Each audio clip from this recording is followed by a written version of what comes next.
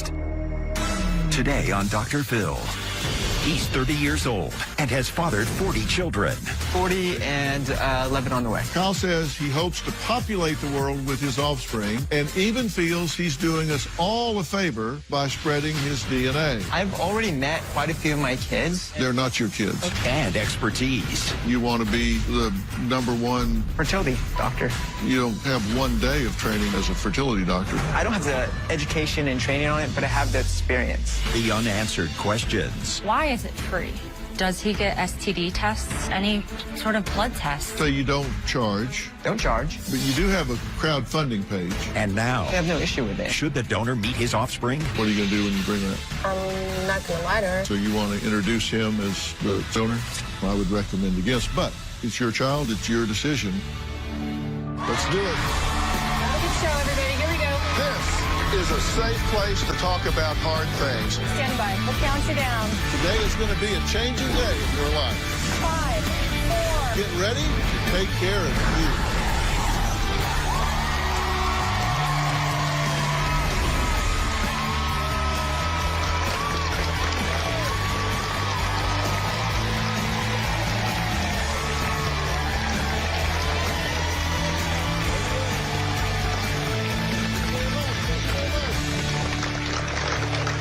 Well, one look at my guest today, Kyle Gordy, and you may think he appears to be just your typical 30-year-old guy. What you don't know is that this 30-year-old says he has fathered 40 children with 38 different women all across the world and 11 more on the way, and he has no plans to stop anytime soon. Kyle, who some regard as the world's most popular sperm donor, says he lives to help couples in need by spreading his good genes. He also claims he's a fertility expert and doesn't charge for his services. Now, after reading about Kyle's story online, 30-year-old Morgan, who is a Dr. Phil viewer, wanted me to investigate him further. Let's hear what he told my producers a few days ago during his Phil shoot, where he requested to stand during the entire interview as he claims sitting just might affect his fertility. Take a look. For the past 8 years, I've been a private sperm donor. In turn, I've helped singles and couples start a family and realize their dreams. Some have been so happy, some of them have referred to me as like a modern-day savior. I don't feel like I perform miracles, so to speak, but I have gotten women pregnant that were told by doctors the chance of getting pregnant was very slim. I have what you would call super swimmers. Out here is a potential client, and somebody contacted me to possibly help them out. I probably donated to about 150 people. I fathered 40 children and another 11 on the way. These kids live in 11 states in the United States and even Mexico. In some ways, I'm kind of like Superman Clark Kent. You know, I got my day job, and at night, I put on my cape and become like kind of like a superhero. I've traveled all over the United States. I've traveled even to Europe. I've traveled to Sweden and the United Kingdom, making donations and giving samples to women in need. So what I got here is my website where women and couples can go and get some fertility advice on how to get pregnant. A lot of people are interested in my services. This is usually how they contact me. Typically, we'll email, we'll text a little bit, and we'll just talk about the process, and then, you know, we end up meeting up. There's two ways we can do this: artificial insemination, and the other is just naturally through sex. The artificial insemination, typically they'll take a cup with my sample, and then they'll inject it. This is a 10-milliliter syringe, so typically they would suck up the sample and the female would use for conception. I think usually sex is the most effective way to get pregnant. There has been a couple times where the woman did want it to be romantic through, you know, something like the boyfriend experience. I've had some women at the end, you know, after we're done, they like to cuddle or they like to talk and get to know each other more. I don't charge for any of my services because it's not about the money, it's about helping them out, having a child. I feel like I'm definitely better than a sperm bank. You have clinics switching out vials, you got different embryos switched around, and then you also have these grandpas going around impregnating patients, and no one wants to get pregnant by a grandpa. Come on, that's like, come on, it's your grandpa. In my eyes and clinically, fresh is way better than frozen. I'm 10 times better than a fertility doctor because I've tested all these things. I know what supplements to take, what lifestyle choices to do. I know pretty much way more than any doctor does. I would say I'm probably the #1 fertility expert in the entire world. And I can say that confidently because I actually do get these women pregnant. Hey, how you doing? Yeah. Thanks for the applause. Well, I'm glad you're willing to sit for this. Well, you know, I had to. Yeah, you do. So you say you're the #1 fertility expert in the world. I would say I probably am. You know, I've actually tested these theories and stuff, and whereas fertility doctors, they just look at, research articles, where I've actually read the research articles and I've actually tested theories. Well, you made a lot of statements. You said, I have what you would call super swimmers. Ah, yes. Fresh is way better than frozen. Of course. I tell all the moms if the kids become billionaires, they need to give me $1 million. You know what? I think that's a fair trade. So you've got a whole list of do's and don'ts that, like we were talking about. So let's take a look at you giving us a guideline of the do's and don'ts. I would consider myself an extremely fertile guy. There are lots of things I do in my daily life to stay very fertile. Diet plays an extremely huge role in my fertility. Since I eat a healthy, organic, very healthy diet, my sample is very strong and I'm able to have a high success rate compared to the sperm banks. I got spinach, I got broccoli, organic. If you're watching, eat spinach if you want your guy to get you pregnant. I don't really eat meat. I do eat fish once in a while because when I was in London, I had 4 pregnancies in a row. So I have like canned tuna and stuff. Here's my supplement stash. Got all this good here. I got vitamin C, I got vitamin E, I got zinc, vitamin D, B12, a multivitamin, and a few other little random ones. Where's my cup? I need to go get my cup of water. I got my cup. I use a tin can. This is just temporary. This is a temporary cup.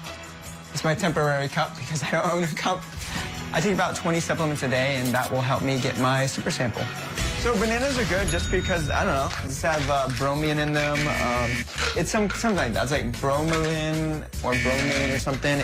There's certain things you can do to help your fertility, such as avoiding products with phthalates. I use natural toothpaste, organic coconut oil for shaving cream, and I use organic natural shampoo.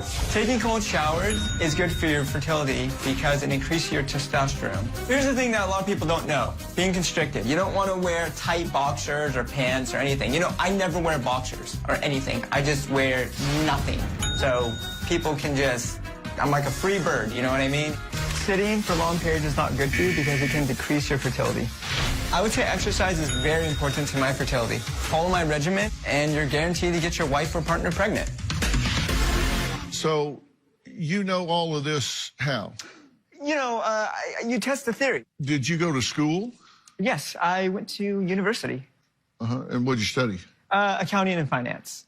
But I do the research, you know. Yeah, you've done that on your own. Yeah, done that on my own. What are the top 3 things that women are looking for in a partner that they want to have children with? Someone who is, you know, smart and has masculine features and who is a good provider. Well, actually, the research says age, they look for that, education, height, blue or green eyes, personality, and ambition. So you're in the age group. Height,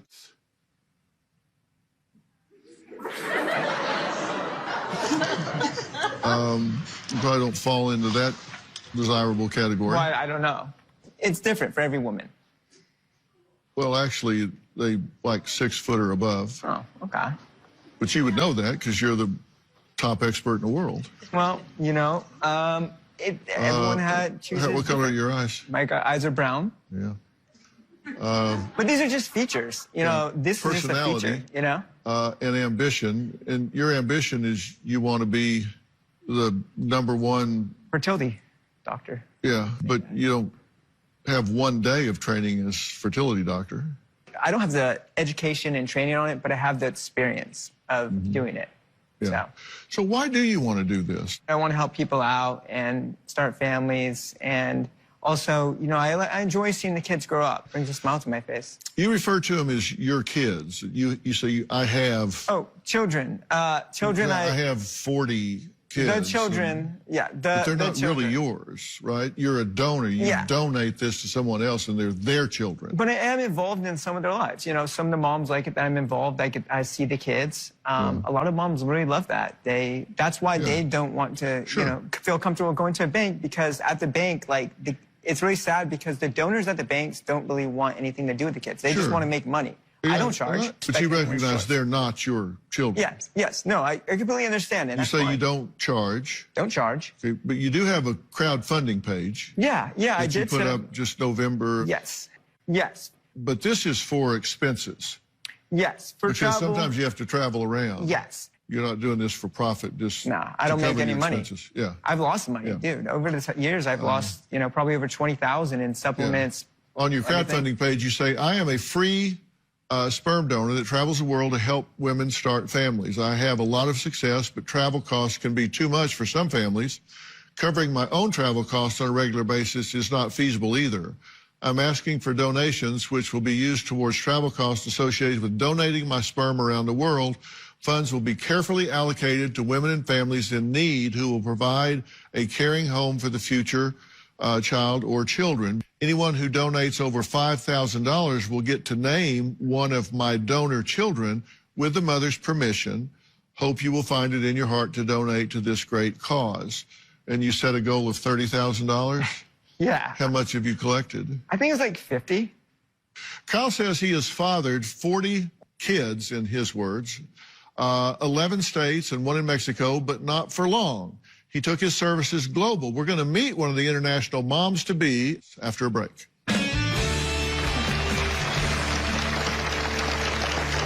It's kind of hard to explain, but the kids I've met... It's not hard to explain if you know what you're doing. And you have no more idea than a goose where this child is developmentally at the age of 3. You just know what you want. And what you want is not in my top 100 considerations. Monday. He believes that he may be a narcissist, but insists that he can change. The brother. You think this is a manipulative ploy? I think it's more of an attention grab for him. The daughter. I gave my dad an ultimatum. I said he has to pick me or he has to pick his girlfriend. Unfortunately, he picked his girlfriend. Now. You really wish Bridget had been here.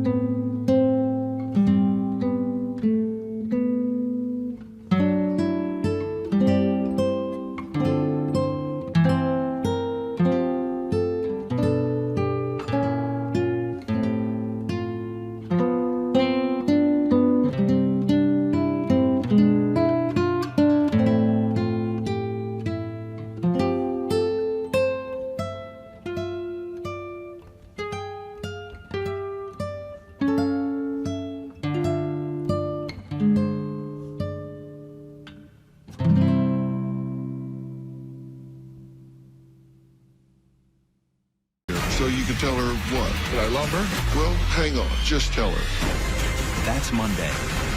Then on Tuesday, she's engaged to the man of her dreams. She's 60, he's 22, he's in Nigeria. Love you so much, baby. I purchased a plane ticket to Nigeria so we can be married. Her family says it's a scam. You are very concerned. It's crazy. The city is considered very dangerous. We just want to be together. The State Department says do not go. That's Tuesday. And in a trust, I need major repairs to the house. but no control over her money. I've been told I have brain damage. It's her damn money. I'm pretty humble. I don't really like to brag. People in my family have PhDs, they're lawyers, they're scientists. I'm okay in the IQ department, you know, it's 125. I've done my DNA testing, I'm half Ashkenazi Jew. They do say that Ashkenazi Jews do have the highest average IQs in the world. And on top of that, the smartest guy in the world was an Ashkenazi Jew named William James Sidis III and had an IQ of 250. In a sense, I may be doing the world a favor because I am possibly the reincarnation of the world's smartest guy ever. Having all these kids is exciting because there's a chance that someone could be the next Albert Einstein, an NBA star, or the next president of America. I tell moms, hey, my only rule is if the kids become a billionaire, you gotta give me $1 million. Okay, well, we're back with 30-year-old Kyle Gordy, a freelance private sperm donor who claims to have fathered 40 children with 38 different women. Now, Kyle says he hopes to populate the world with his offspring and even feels he's doing us all a favor by spreading his DNA. Now, last month, he took his services international. He has credited 3 pregnancies in the UK and 1 in Sweden to his donations. Joining us virtually from Suffolk, England, is a couple, Alice and Catherine, who Kyle donated to roughly 6 weeks ago. Alice, Catherine, how you doing? Hi, yeah, really good. Are you now pregnant? I am. Okay. And so how did this go down? We drove down to London and we met him at a hotel and he's like talked us through everything, and then she had to sit with her hips up on a pillow for about 45 minutes. Uh-huh. And how long before you had a positive test? It wasn't even 2 weeks. And what did you learn about his medical history, background, STDs, that sort of thing? So that was one of the questions when we were speaking on Instagram, and I kind of asked, you know, are you like clean of STDs? And he sent me like paperwork to prove it, that he'd been checked and that everything was fine. So we were happy with that. So if there's something in his genetic history that predisposes an offspring to some disease, you don't know about it. But then, like, you could say that if somebody sleeps with someone on a one-night stand or someone they don't know. So I don't see that there's a difference here. I mean, Kyle made us feel at ease through the process, obviously before and after. And he didn't charge you anything? No, absolutely nothing. He was just there to help out and help you start a family? Yeah. Well, thank you very much, and best of luck to you with your pregnancy. Thank you. All right. Bye. Well, let's hear from another of the moms Kyle donated to and her husband. Thanks to Kyle, I have a beautiful 3-year-old daughter. When I was 18, I was in a relationship with a woman, and we wanted to have a baby. I wanted to find a private donor. I met Kyle through a friend, but he's got this website where there's conception details and information about fertility and how to contact him. I gotta hand it to him. He certainly knew a lot more than I did. What I liked about Kyle was he was very smart, and he was kind of goofy, and he was very healthy. He seemed like the perfect guy to father my child. The process with Kyle was artificial insemination. About 2 weeks later, I took a pregnancy test, and I was pregnant. When I found out I was pregnant overall, I was very happy. It was something I always wanted, and Kyle helped me make it happen. Since my daughter was born, I've started a new relationship. My husband, Jalen, and I have been together for 3 years. Kari, she's actually the first of my 3 children. I've got another little boy who's 2 and 1 on the way. I'm 6 months pregnant. We're so excited. We're gonna have a house of 5, so many personalities. We have a beautiful little family. Amani and I have raised Kari together. I've been there ever since she was 6 months. The fact that I did not bother Kari does not bother me. I still treat her as my own. She's a daddy's girl, and so I look at her as such. Kyle and I have kept in touch, but he's really not involved in her life. At the moment, Kari doesn't know about Kyle. I was waiting until she was older to understand it fully. With Kyle, I'm very grateful for him and the service he provided. I couldn't even begin to imagine my life without my daughter. My little baby girl, Kari, is the world to me. That's my only daughter. She is a queen to me. I call her my princess, but I'm just preparing her for the future. But that's my baby. I love her. Well, it's good to meet you both. Me too. You too. Good to meet you. So, Jalen, how do you feel about meeting Kari's biological father for the first time? It's actually good to meet you, and I'm glad that we're here. Yeah, it's great to meet you too, and thanks for raising her. I mean, you're doing a great job. Thank you. Thank you. How do you know that? Oh, I see updates and everything. We have like a group chat with a bunch of other moms. We'll send pictures and videos. Mm-hmm. All right. And has Kyle been involved in her life at all? They've never met or anything or talked, so not much. Now, you actually want Kari to meet Kyle. Mm-hmm. Why? Well, I mean, it's going to happen sooner or later, and I didn't plan on lying to her as she got older, so. And how do you plan to introduce him to her? As her biological father. Really? Mm-hmm. Yeah. Why? That's who he is. Yeah. Biologically. Yeah, I mean, I'd break it down, obviously, that how we I have did no it, issue but... meeting the child. Pardon me? I have no issue being involved or meeting the child or getting her to know me. I really have no issue with it. Are you interested in my opinion? It's your child, it's your decision. You do whatever you guys think is best. Absolutely. Can I chime in? I've already met quite a few of my kids. And they're not your kids. When it comes to family finances... Are you interested in my opinion? Yeah, sure. I don't think it's a good idea. For her to meet him? Correct. I think she's not even 4 years old yet, and I think the idea of this whole concept is something that she doesn't have the constructs for and doesn't have the understanding of what that means, and I think that would be potentially confusing for her at this point. Joining us today is Dr. Charles Sophie. Dr. Sophie is a child and family psychiatrist. He's a member of the Dr. Phil Advisory Board. He actually met with Kyle over the weekend to do some other kinds of studies. What's your opinion? Well, I mean, I think you're not understanding fully, as Dr. Phil said, her emotional and mental capacity to support these kinds of concepts, but also you're going to disrupt and have a fallout. She's going to get disrupted in her relationship with your husband. It's going to make her question, who were you in a relationship with when you had her then if it wasn't him? Why did you have her when you didn't love somebody? Like a lot of questions that are conceptual that could take a child and turn them upside down and really make them go in another direction when they already have a stable life. At that level is something I would recommend against, but it's your child, it's your decision. You do whatever you guys think is best. Absolutely. Can I chime in a little bit on this? Just give an opinion. I just want to give like my side about it a little bit. I've already met quite a few of my kids. And they're not your kids. Okay, I met quite a few of the donor children.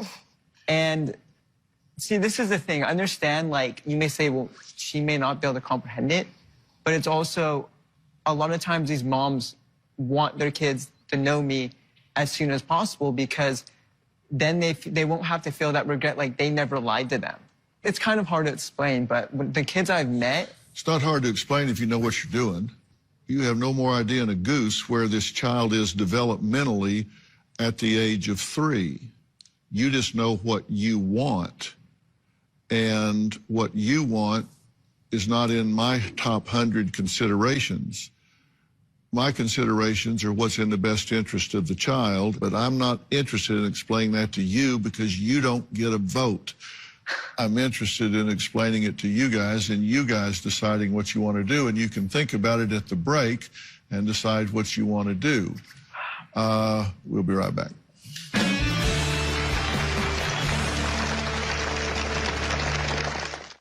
Summer is the season where most kids look forward to no school, lots of free time, and warm days to go out and play. But for many children, summer means by going to drphil.com, because summer is no fun when you're hungry.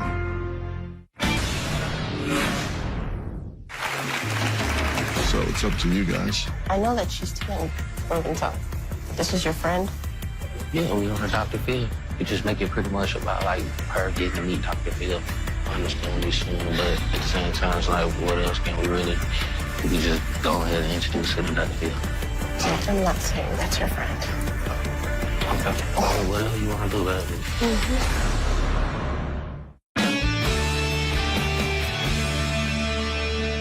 You guys have been chatting a bit about what you want to do with Kari. What did you decide? We'll still bring her out. Okay. And what are you going to do when you bring her out? I'm not going to lie to her. I'm going to tell her he helped me create her. Like, that's who he is. So. Okay, so you want to introduce him as the donor? Mm-hmm. Okay. Okay, one of you want to go get her? No problem.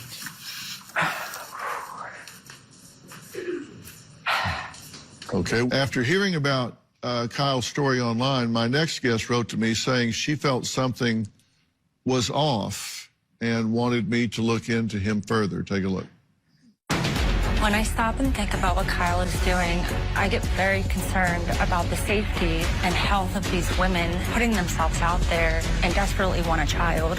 A few weeks ago, I saw Kyle's social media. At first, I felt, wow, here's this guy offering help to people that are less fortunate. But when he mentioned the physical part, it was a huge red flag. Looking at Kyle's website, I feel that it's more about glorifying himself rather than actually helping these women. It didn't feel like any medical professional or advocacy group was overseeing this website. It seemed to be just strictly Kyle. For all we know, he could be making all this stuff up. It's just Kyle being a self-proclaimed expert. I have a ton of questions. Why is it free? Does he get STD tests? Any sort of blood tests? I bring my own personal experiences to the table. I am a survivor of sexual abuse. As a young girl, I was assaulted from the ages of 8 to 11. In some ways, I am an advocate for women. What I really want is for the women that do choose to work with Kyle to really have a solid understanding of this person and what they're getting into, and hopefully avoid any pain and regrets further down the road. Well, Morgan, thank you for being here. Thank you for having me. What's your radar telling you that makes you the most uncomfortable with the concept? What concerns me is that on the website, it just has medical professionals. There's not a doctor listed. There's not some sort of medical person regulating this. And I want to make sure that the women and children know 100% all of the medical, all of the psychological, everything. Yeah. Because the only person that's backing up Kyle is Kyle. Yeah. From what I can tell. Well, that's great. I actually did do all those tests. I actually did a genetic testing on Sunday. I did a full STD test and a sperm analysis over the weekend as well. I mean, you go to a sperm bank, you know, you have a old man grandpa who uses their own to impregnate patients. I mean, that's not consent. So you're taking that big risk going to a bank. But with me, at least you know what you're getting. You do get all of that information. All the clinics, you do get all that information. Profile, psychoanalysis, they test for 250 things. And I'm sorry, I know you said you just got tested, but was there testing prior to this? Not before the weekend, because you can already see the kids I have, the kids that I've helped create, and you could see how they turn out. You should take some responsibility in this. You know that you are going to these people, that these people are coming to you. It is your responsibility to make sure that you are safe and you have the tests. I have all the tests. But not prior to today. So I have it now. But what about the women before this weekend? The kids are fine. I understand the kids are fine. They can all talk to each other. I'm talking about personal responsibility. We also yourself. have the ability. I'm not talking about the kids. I'm talking about you. I never reject the idea of do genetic testing. The thing is, women feel comfortable with me to not do genetic testing. Robin, what do you think about what Morgan's saying? I completely support you 100%. Yes.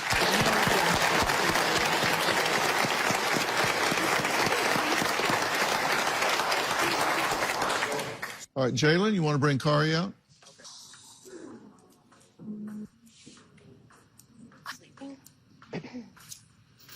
Okay. Let's see my mommy, okay? Hi. You see who that is? Look. Hey, what's up? Are you gonna speak? No. It's okay. What? Aw, hey. She was really shy. She doesn't really talk to people anyway.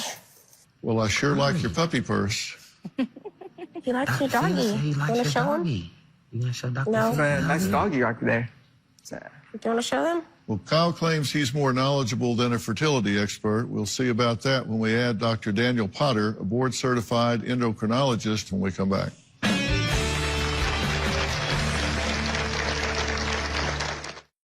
Monday. He believes that he may be a narcissist, but insists that he can change. The brother. You think this is a manipulative ploy? I think it's more of an attention grab for him. The daughter. I gave my dad an ultimatum. I said he has to pick me or he has to pick his girlfriend. Unfortunately, he picked his girlfriend. Now. You really wish Bridget had been here so you could tell her what? That I love her? Well, hang on. Just tell her. That's Monday. Then on Tuesday, she's engaged to the man of her dreams. She's 60, he's 22, he's in Nigeria. Love you so much, baby. I've purchased a plane ticket to Nigeria so we can be married. Her family says it's a scam. You are very concerned. It's crazy. The city is considered very dangerous. We just want to be together. The State Department says do not go. That's Tuesday. And on Thursday, she has millions in a trust, I need major repairs to the house. but no control over her money. I've been told I have brain damage. It's her damn money. That's the... I live an extremely healthy lifestyle, and I'm definitely a fertility expert. I actually test theories myself. I take supplements, I do this type of lifestyle choices to see how good my fertility will be affected or not. But doctors, on the other hand, they only just look at journals and be like, okay, yeah, that works, that's gonna work, without actually testing themselves. Doctors are just bogus. All they want to do is take your money. They don't really give a about if you have a baby or not. You know, to me is I care. I actually want you to have a child. What I provide is well above and beyond what any medical doctor, fertility doctor can provide you. Now, joining us on stage is Dr. Daniel Potter, an internationally recognized fertility expert and author who is also a board-certified reproductive endocrinologist and infertility specialist. Also joining us is Dr. Charles Sophie. He did a full blood panel and a semen sample analysis on Kyle. So welcome to both of you. Dr. Potter, thank you so much.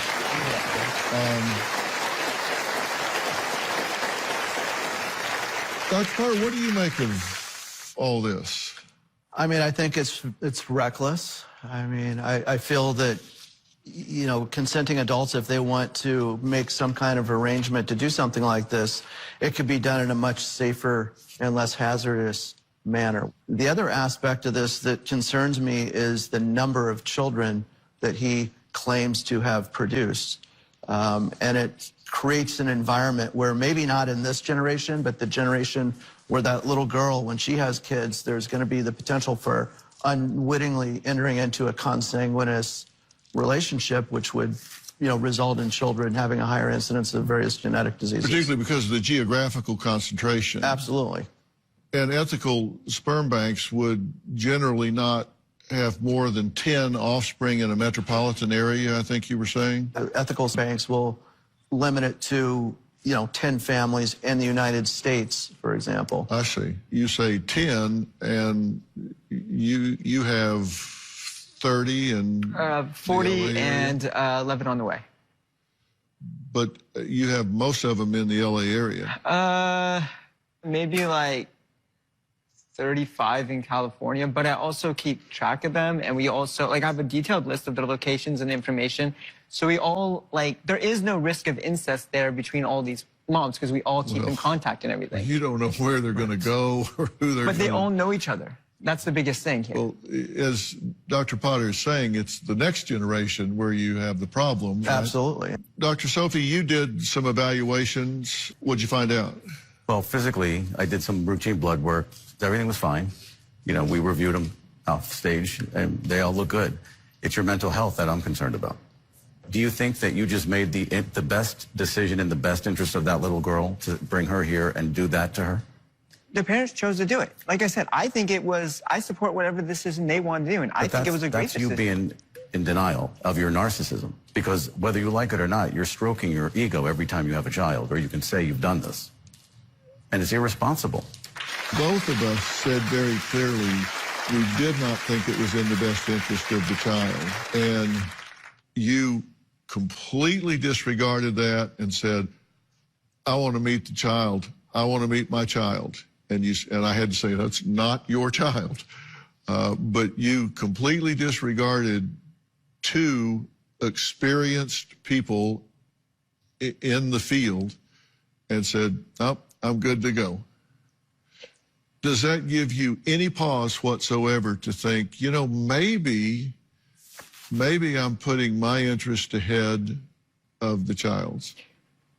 Me and the mom already talked long before this about me meeting the child. It wasn't something it was going to happen soon either way. Mm-hmm. So we decided it wasn't just one person. We all decided, we all agreed it was best for her. There's no issue with it. I understand. Now answer my question. What? I didn't force them to do this. This is up to them, the parents. You won't answer the question. Okay, gotcha. That answers my question fully, completely, and in spades. My next guest also has a few questions for Kyle. That's next.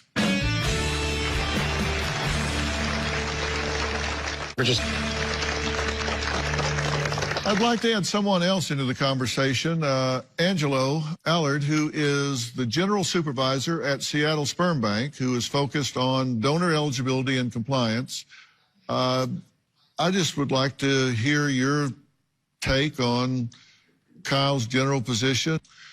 I would say that it's very similar to what Dr. Potter shared, in that it is reckless. There are a lot of ways to do private donation in such that it would be so much safer than the experiences or what has been described on the show today. The role of the FDA that governs banks is not to dictate who or how you have children, but rather just to make sure that if you're going to be doing or assisting in third-party reproduction, and the transfer of human cells and tissue products, that the correct screening and testing has been done.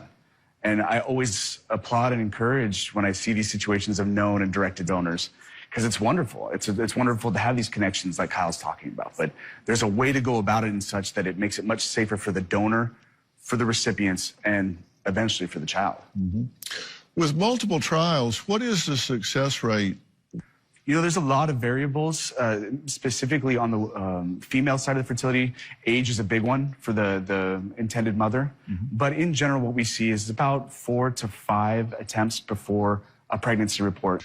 And your success rate works out to be about 39%. So usually it depends on their age.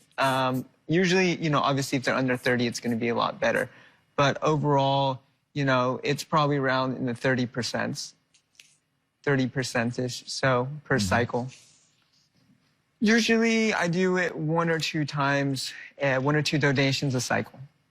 Mm-hmm. What do you see the biggest risk in doing it this way?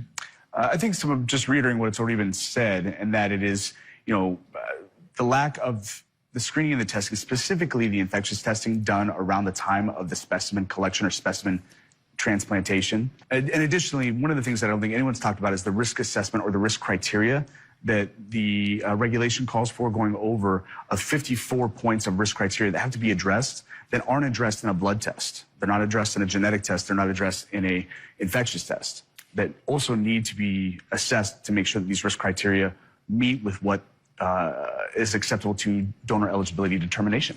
Yeah. Well, you're singing Morgan's song right now. 54 would just be getting started for her. My advice for Kyle when we come back.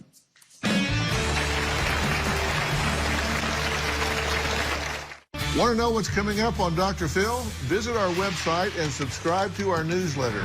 You'll get weekly updates, live strategies, and exclusive video that you won't find anywhere else. Plus, on drphil.com, you can see sneak previews of upcoming shows. Log on today. Well, Kyle, you haven't really asked for my advice, but I'm going to give you something to consider anyway. Not that you'll particularly embrace it. My advice would be, you've heard a lot of people today that have said caution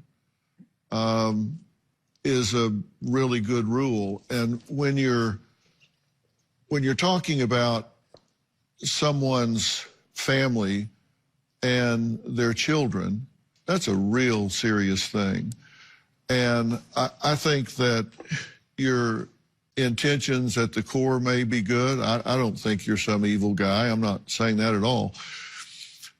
But I think when you're dealing with something as serious as someone's family and child, why not take the most cautious possible road that you could possibly take? And if somebody says, there are 54 different things that they check off that don't come out of a blood test or whatever, I'd be finding out, what the hell are they? What are the kind of things that I should be checking? If you've done 40 of these things and 11 on the way, that maybe you've overstayed your welcome. And maybe you should move on to something else, like working in foster care or something. Find another passion in contributing to the world that maybe you're a little too present in the donor pool. But I just think it would be endemic upon you to listen to feedback and weigh it very carefully and see if there's value in what you've heard. This is a place that you need to be really careful and really cautious, because if you run afoul of something, then it impacts somebody's life. And hopefully you'll take some of the feedback and fold it into what you're doing. Yeah.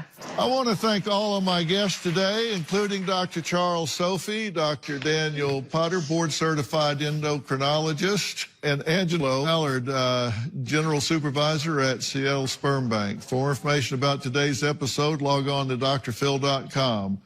And don't forget to follow and subscribe to my podcast, Fill in the Blanks, where Judge Rosemarie Aquilina, known for presiding over the Larry Nassar case, walks me through her life and how she earned her nickname, the Barracuda. You don't want to miss that. Also, check out Robin's podcast, I've Got a Secret with Robin McGraw. We will see you next time. Thanks so much.